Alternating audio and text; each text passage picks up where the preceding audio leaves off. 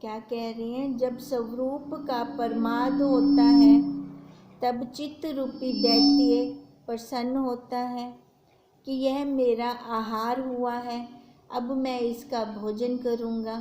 कहने का क्या मतलब है कि मन अपने स्वरूप में तो लगेगा नहीं, मूल में जाएगा नहीं, बाहर नश्वर में जाएगा। नश्वर में जाएगा तो माया में कहीं ना कहीं फंसेगा। तो माया वैसे भी फंसाना चाहती है, अंदर थोड़ी बैठने देती है वो। देखो जब अंदर वृत्ति चल रही हो ना, कितने रूप बदल बदल के सामने आएगी फिर वो। हे राम, जो पुरुष चित्त के वश हुआ है और जिसको स्वरूप की भावना नहीं हुई, उसे चित्त रूपी दैत्य जन्म रूपी वन में लिए फिरता है। फिर जन्म मरण चालू, फिर कहाँ रुकेगा वो?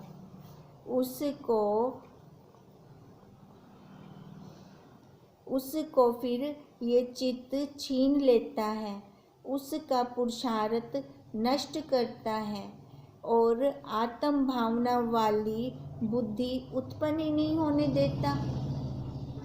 कौन? हाँ, जो बैठ जाता है चित्त में, जिसकी इच्छाएं वासनाएं चल जाती हैं, चित्त रूपी दैत्य उसको बैठने नहीं देगा अपने स्वरूप में। जैसे वृक्ष को अग्नि लगे तो फिर उसमें फल नहीं लगते, वैसे ही पुरुषार्थ रूपी वृक्ष को भोग रूपी अग्नि लगे तो फिर शुद्ध बुद्धि रूपी फल उसमें उत्पन्न नहीं होता। शुद्ध बुद्धि रहेगी नहीं। अब शुद्ध बुद्धि रहेगी नहीं, अपना काम नहीं बनेगा। अंतःकरण में बाहर की इच्छाएं वासनाएं रहेंगी। हे राम, इससे अपना चित्त आत्मा में लगाएं और फिर विषय की ओर ना जाने दें। यह चित्त दुष्ट है, जब इसको स्थिर करेंगे तब परम अमृत को शोभायमान होंगे। जैसे पूर्णमासी का चंद्रमा अमृत से शोभा पाता है, वैसे ही ब्रह्म लक्ष्मी से शोभित होकर परम निर्वाण पद को प्राप्त होंगे। अब इस सर्ग में क्या आया है? सारा ये स्वरूप का बताया है। चित्त को वो करना है, अपने अंदर मोड़ना है चित्त को। अगर मन के कहे से चल पड़े ना तो अपने स्वरूप में नहीं बैठ सकते, फिर बुद्धि भी मारी जाती है। बुद्धि मारी गई फिर अपना काम नहीं होगा, फिर जैसे पहले थे फिर वहीं आके खड़े हो जाएंगे।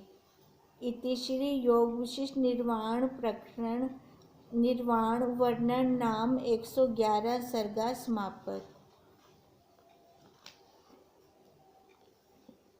वशिष्ठ जी बोले, हे राम, ज्ञान की 7 भूमिका है, इनसे ज्ञान की उत्पत्ति होती है।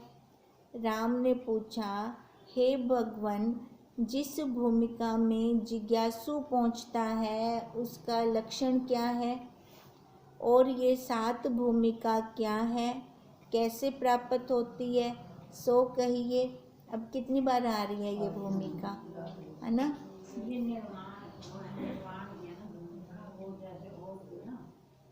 निर्वाण प्रकरण में भी पहले भी आ चुकी है। वशिष्ठ जी बोले, हे राम, ये 7 भूमिका जिस प्रकार होती है और जिस प्रकार इनसे ज्ञान प्राप्त होता है सो सुनो। हे राम, जब बालक माता के गर्भ में होता है तब उसकी दृढ़ सुषुप्ति जड़ अवस्था होती है, जैसे ज्ञानी को होती है, परंतु बालक में संस्कार रहता है। अब वही कह रहे ना भी, ज्ञानी कैसे रहे? इस संसार से सुषुप्त होकर रहे। कंपैरिजन कैसे कर रहे हैं बालक के साथ, कि जब बालक माता के गर्भ में होता है तब उसकी दृढ़ सुषुप्ति जड़ अवस्था होती है, जैसे ज्ञानी को होती है, परंतु बालक में संस्कार रहता है। ज्ञानी का संस्कार जल चुका होता है। इससे संस्कार की सत्यता आगे होती है, तभी बच्चे के मन में मेरा तेरा आना शुरू हो जाता है ना। जैसे बीज में अंकुर होता है, उससे आगे चलकर वृक्ष होता है, वैसे ही बालक की भावी होती है। भावी मतलब प्रारब्ध होती है उसकी, पर ज्ञानी की भावी नहीं होती। क्यों? क्योंकि उसने अपने सारे खत्म कर दिए होते हैं।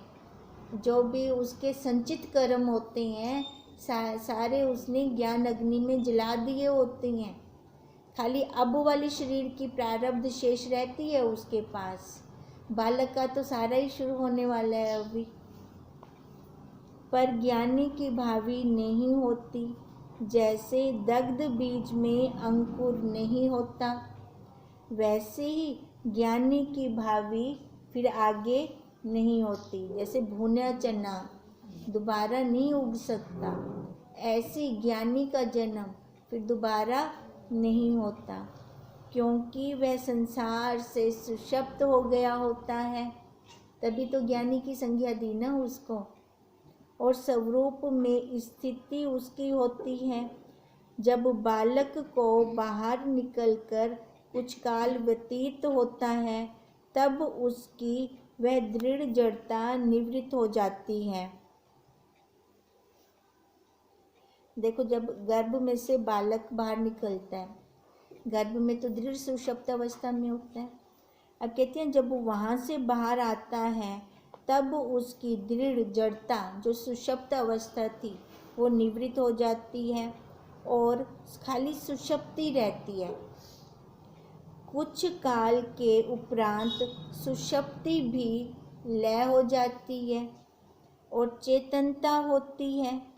तब वह जानता है कि यह मैं हूँ, ये मेरे माता पिता हैं। तब कुल वाले उसको सिखाते हैं, ये तेरी माँ है, ये तेरा प्यू है। देखो कैसे हाथों के स्पर्श से एक सीढ़ी आगे निकल गया। फिर सिखाते हैं कि यह मीठा है, यह कड़वा है, यह तेरी माता है, ये तेरा पिता है, ये तेरा कुल है। इससे पाप होता है, इससे पुण्य होता है, इससे स्वर्ग मिलता है, इससे नरक पाता है, इस प्रकार यज्ञ होता है, इस प्रकार तप होता है और इस प्रकार दान होता है। ये कौन दे रहा है संस्कार? माँ बाप दे रहे हैं।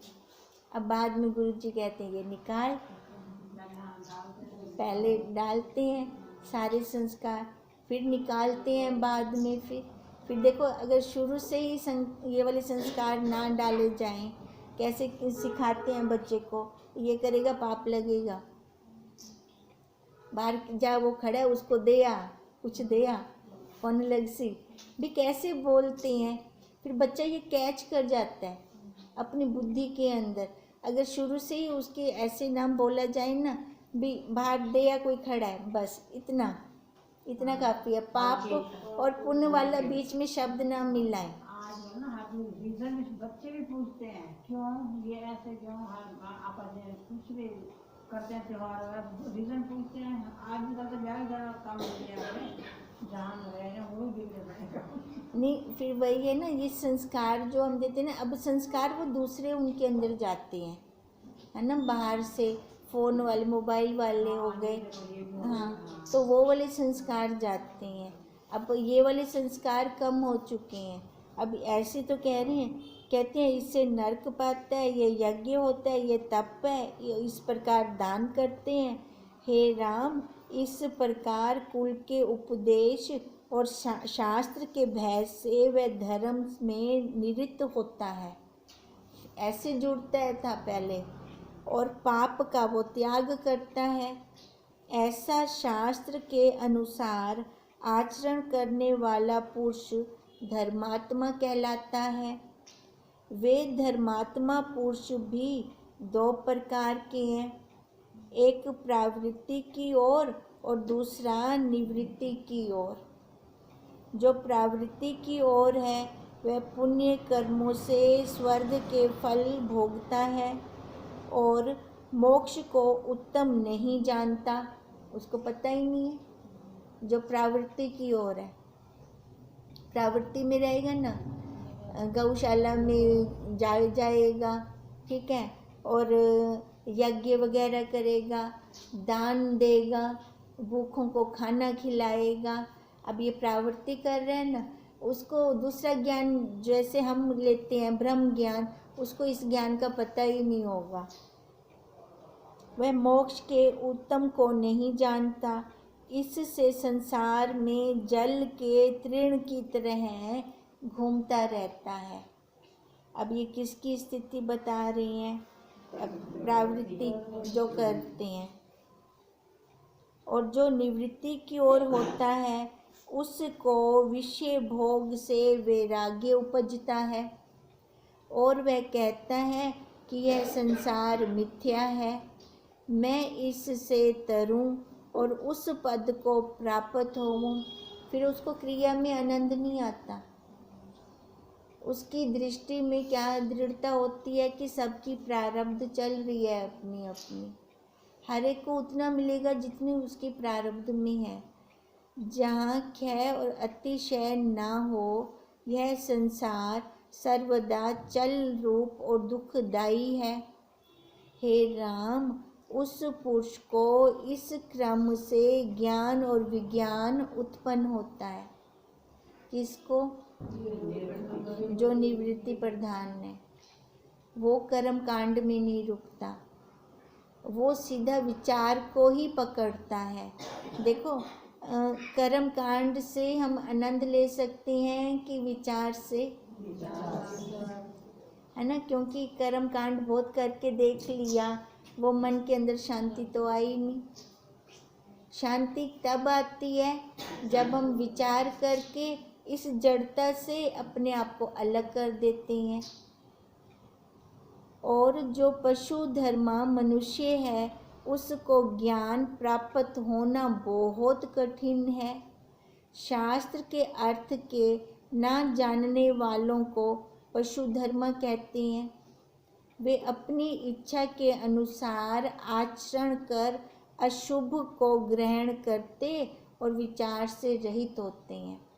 पशु धर्म कहते हैं ना, तो पशु हैं क्या, है ना।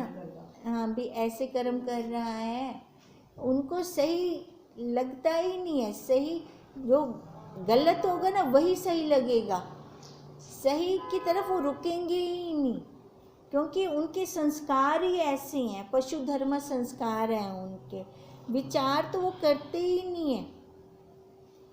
एक देखो, 3 प्रकार के मनुष्य कहे जाते हैं। उत्तम पुरुष वो होता है जो कर्म करने से पहले विचार करता है। मध्यम पुरुष वो होता है कर्म करके विचार करता है कि ऐसा मेरे को नहीं करना चाहिए, तब बाद में बोलता है वो। और नीच पुरुष वो होता है जो कर्म कर देता है फिर भी नहीं विचार करता, वो उसी को पशु कहा जाता है। तभी कह रहे हैं वो पशु धर्म होते हैं। वे अपनी इच्छा के अनुसार आचरण करते हैं, अशुभ को ग्रहण करते हैं और विचार से वो रहित होते हैं। मनुष्य भी 2 प्रकार के हैं, एक प्रवृत्ति मार्गी और दूसरे निवृत्ति मार्गी। अब ये प्रवृत्ति मार्गी और निवृत्ति मार्गी ये फिर सोमवार को करते हैं। अब इस सर्गे में क्या निकला है? सात भूमिका, जैसे सुशक्ति अवस्था बताइए ना, हाँ। अपने ज्ञान की भी होगी ना सुशक्ति अवस्था।